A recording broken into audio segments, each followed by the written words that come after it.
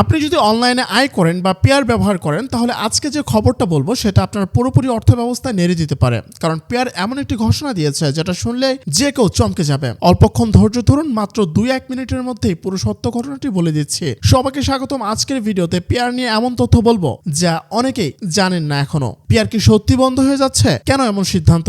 আপনার টাকা কি আটকে যাবে? চলুন একদম সহজ ভাষায় পুরো ঘটনাটি জেনে নেই। প্রথমেই সবচেয়ে বড় তথ্য হলো পেয়ার ঘোষণা দিয়েছে ইতিমধ্যে তারা তাদের বেশিরভাগ সেবা বন্ধ করে দিচ্ছে। কিন্তু হঠাৎ কেন? কারণ ইউরোপিয়ান ইউনিয়ন অর্থাৎ ইইউ তাদের 19তম স্যাংশন প্যাকেজ পেয়ারের ওপর বড় নিষেধাজ্ঞা দিয়েছে। ফলে পেয়ার আর তাদের আন্তর্জাতিক ব্যাংক পেমেন্ট ও কার্ড পার্টনারদের সঙ্গে কাজ করতে পারছে না। অন্য কথায় পিছনের দরজা বন্ধ হয়ে গেছে, সামনে চলা অসম্ভব। এর জেরে পেয়ার ব্যবহারকারীদের জন্য বড় বিপদ তৈরি হয়েছে। প্রথমেই ইউরোপ এবং রাশিয়ার ব্যবহারকারীদের জন্য পেয়ার 24 নভেম্বর থেকেই বন্ধ হয়ে গিয়েছে। তারপর বিশ্বের বাকি ব্যবহারকারীদের 2026 সালের 5 জানুয়ারি পর্যন্ত টাকা তোলার সময় দেওয়া হয়েছে। মানে আপনি 2026 সালের 5 জানুয়ারি পর্যন্ত টাকা তুলতে পারবেন। কিন্তু আসল সমস্যা এখানে। অনেক ব্যবহারকারী জানিয়েছে অ্যাকাউন্ট হঠাৎ ফ্রিজ, উইথড্রল বন্ধ, সব ডকুমেন্ট দেওয়ার পরও টাকা তুলতে পারছে না।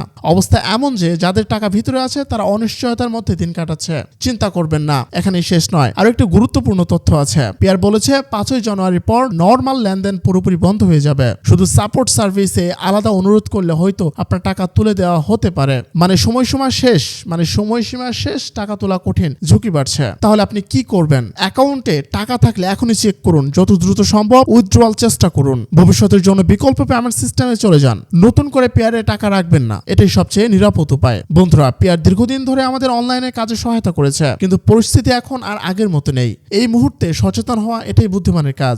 যদি এই ভিডিও আপনার কাজে লাগে তাহলে সবার কাছে পৌঁছে দিন, কারণ এটা শুধু খবর নয়, অনেকেরই টাকার নিরাপত্তার প্রশ্ন। ফিরে আসছি পরের ভিডিওতে নতুন তথ্য নিয়ে। সতর্ক থাকুন, নিরাপদ থাকুন। আসসালামু আলাইকুম।